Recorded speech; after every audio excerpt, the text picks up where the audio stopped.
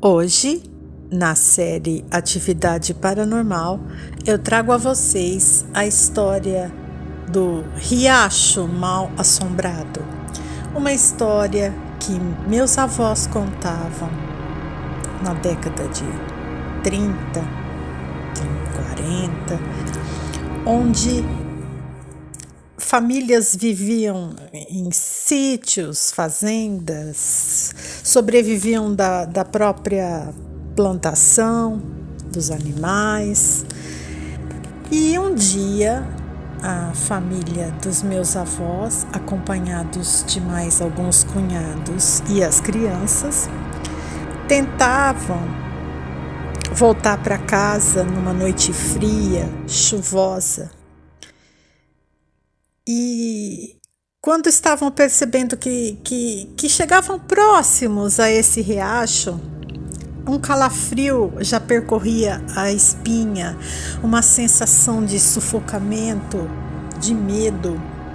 O sangue parecia que gelava nas veias, mas eles sabiam que teriam que atravessar logo um riacho muito simples, muito ínfimo, mas que coisas aconteciam, coisas paranormais aconteciam nesse riacho. Então, eles tomaram coragem e tentaram. Quando faltava um passo para colocar os pés dentro do riacho, uma força estranha os impedia de atravessar. A cunhada de minha avó carregava um guarda-chuva muito grande. Ela começou a segurar firme esse guarda-chuva e sentiu como se um bafo quente os perseguisse, e o bater de asas e pios e uma influência não os deixavam passar. Os maridos das respectivas cunhadas desceram do cavalo e tentaram puxar o cavalo para o outro lado da margem do rio, que não tinha mais do que 2 metros, era um filete de água, mas ali deveria passar alguma energia estranha, algum vórtice de energia negativa, de espíritos. Mas o mais interessante foi quando tomaram coragem para atravessar correndo, que um grande animal, parecia um grifo, entre aspas, eles nem sabiam desse animal mitológico, mas não era um grifo, porque ninguém via nada, mas o tamanho, a proporção, os barulhos, o bater de asas, os pios não os deixavam atravessar do outro lado da margem. E assim que eles retrocediam, voltavam para trás, esse animal também desaparecia. Eu digo animal, mas ninguém via a presença dessa criatura, era invisível.